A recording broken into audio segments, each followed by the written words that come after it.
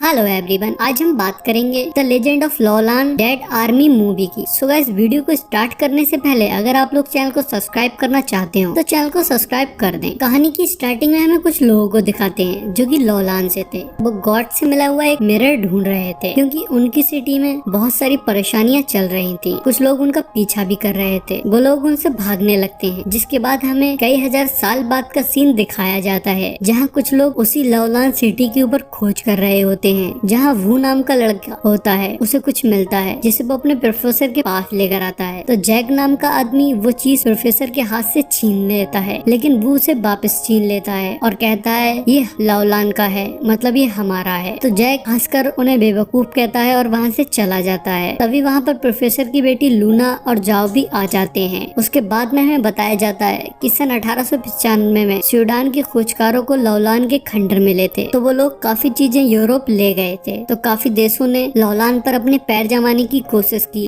लेकिन उनसे पहले चाइना ने वहाँ पर अपने पाँव जमा लिए। तभी हमें जाओ को दिखाते हैं। वो एक चित्रलिपि का आखिरी टुकड़ा ढूंढ कर लाता है और साथ ही लूना के लिए एक रोज लाता है, जिसे देखकर वो खुश नहीं होता है। तभी वो लोग उस चित्रलिपि को पढ़ते हैं तो उन्हें पता लगता है कि अब से कई हजार साल पहले लॉलान की नदियाँ सूख गई थी। तब एक टीम को रेगिस्तान में गॉड को ढूंढने के लिए भेजा गया था। उस टीम को गॉड के टेम्पल में लॉलान की एक संत ले जाने वाली थी। मतलब वो लोग उन्हीं के बारे में बात कर रहे थे जिन्हें हमें स्टार्टिंग में दिखाया गया था। और वो फ्लैशबैक दोबारा से शुरू हो जाता है जहाँ वो लोग डेड आर्मी से भागते भागते एक गड्ढे में गिर जाते हैं, जहाँ उस लड़की के साथ का आखिरी इंसान भी घायल हो जाता है। वो इंसान उससे कहता है कि अगर तुम बच जाओ तो एक्स को एक सोने का सिक्का दे देना मेरी तरफ से। एक्स उसका दोस्त था जिससे उसने एक सोने का सिक्का उधार लिया था और तभी वो भी वहीं मर जाता है। तभी वो लड़की वहाँ से चली जाती है। दरअसल में वो लोग किसी गड्ढे में नहीं गिरे थे, वो एक खंडर में थे। उसे उसके अंदर वही मिरर मिलता है जो कि बहुत चमक भी रहा था। उसे लगता है वो इसके थ्रू गॉड से बात कर सकती है, इसलिए वो अपनी परेशानियां बताने लगती है कि तभी वो मिरर टूट के गिर जाता है। इसके बाद हमें फिर से प्रेजेंट टाइम दिखाया जाता है जहाँ वू और लूना एक ट्रेन से कहीं जा रहे होते हैं। तो वू लूना से बात करने की कोशिश करता है, लेकिन वो उससे कहती है कि मुझे पानी ला कर दो। तो वू पानी लेने चला जाता है जहाँ वो एक सपना देखता है जिसमें प्रोफेसर वू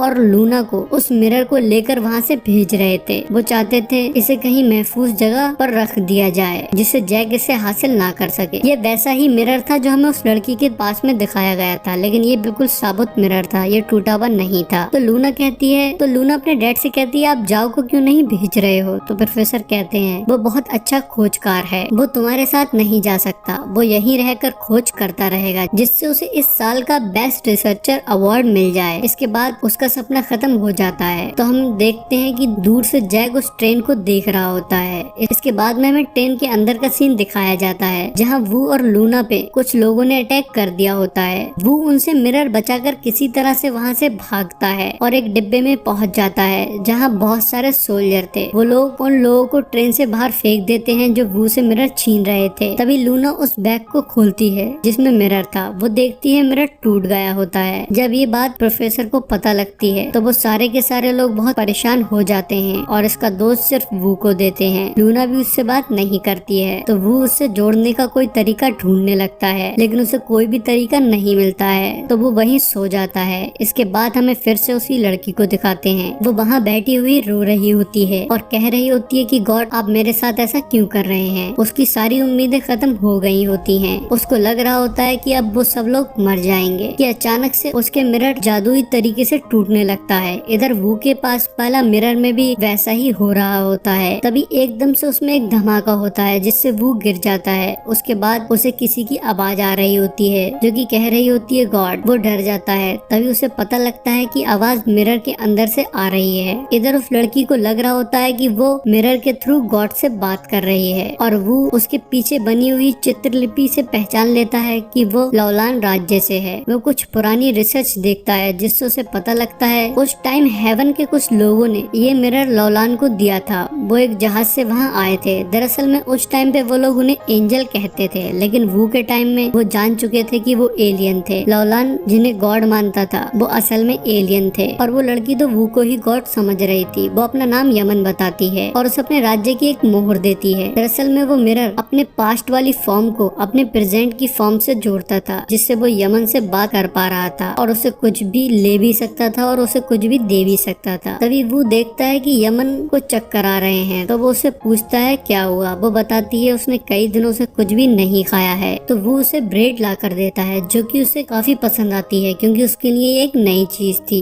तभी यमन वू से कहती है कि आप हमें बचा तो लेंगे। तो उस पे वू का दिमाग में एक आइडिया आता है। वो कहता है कि अगर तुम मेरी मदद करोगी तो मैं तुम्हें बचा लूंगा। तो वो एक एक करके उससे लौलान की सारी चीजें पूछ लेता है और उन सारी चीजों को खोजकर बहुत ही जल्दी अचानक से एक बहुत ही अच्छा खोजकार बन जाता है। सब लोग हैरानी में होते हैं, उनके समझ में ये नहीं आ रहा होता है कि उसे ये सारी चीजें कैसे पता लग रही हैं। तभी उसे उस साल का बेस्ट रिसर्चर अवार्ड भी मिलता है। तो जैक और बाकी लोगों को उस पे शक हो जाता है। इसके बाद में वो वही मिरर के पास आता है और यमन से कहता है कि वो बहुत खुश है, लेकिन उसे यमन काफी परेशान लग रही होती है। तो वो उससे पूछता है तुम क्यों परेशान हो। तो वो बताती है वो अपने शहर को लेके परेशान है क्योंकि उसके शहर में वॉर चल रही है। राजा का छोटा भाई जो कि एक लालची इंसान था और उनकी राजगद्दी पाना चाहता था, उसने अपने भाई से राजगद्दी छीनने की कोशिश भी की थी, लेकिन वो नहीं छीन पाया था, तो इसलिए उसे राज्य से निकाल दिया था। उसके बाद में वो एक जादूगर की मदद से एक डेड आर्मी को लेकर आया और शहर में उसने तबाही मचा दी और राजगद्दी छीनने की कोशिश की। उसने उनके पवित्र कप को भी तोड़ दिया। तब शहर में काफी तूफान आए और सारा पानी खत्म हो गया।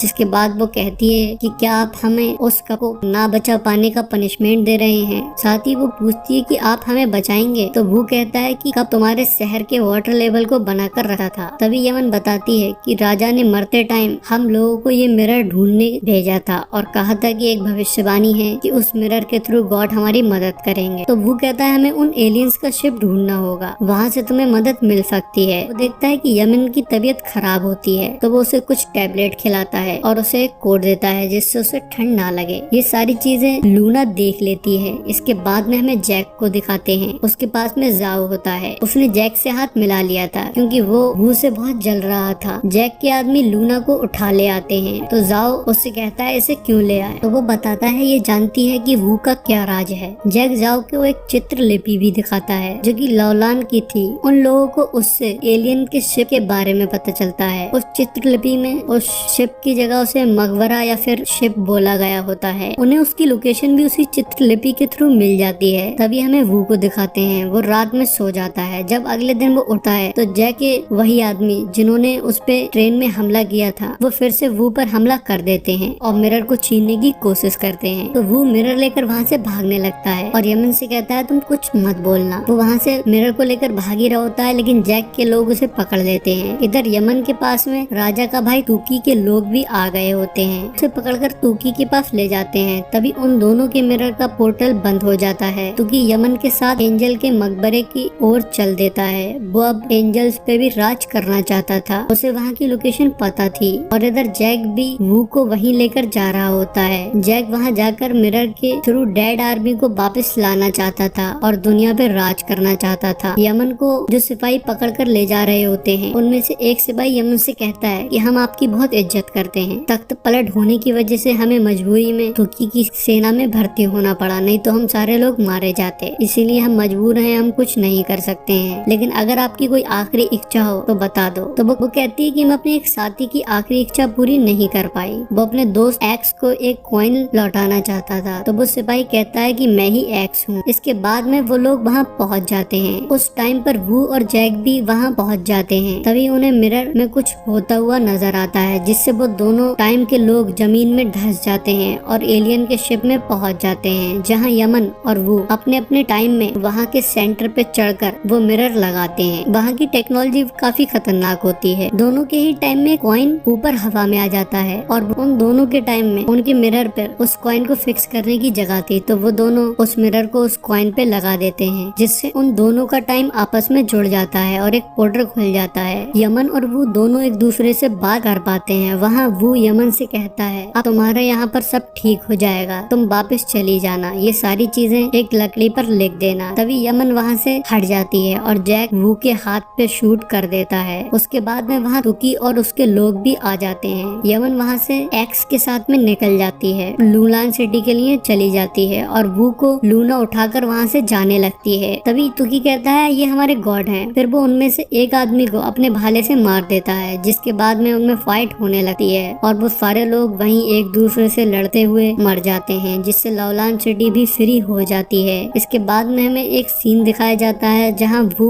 अब बहुत बूढ़ा होता है और वो लौलान की नदी के पास में आया होता है और वो बहुत ही मशहूर भी होता है। दरअसल में उसे पता लगता है कि लौलान की नदी में कुछ लकड़ी मिली है जिसमें कुछ चित्रलिपि बनी हुई है, जिसे देखकर वो समझ जाता है ये यमन ने बनाई होंगी, मतलब वो उस दिन बच गई थी। वो चित्रलिपि उसी किस्से के बारे में थी जो उन लोगों के साथ में हुआ था। वो अपने शहर वापस लौट गई थी और उसने वो चित्रलिपि बनाई। इससे उसे भरोसा हो जाता है कि यमन और यमन का शहर बच गया था और यही इस मूवी का एंड हो जाता है।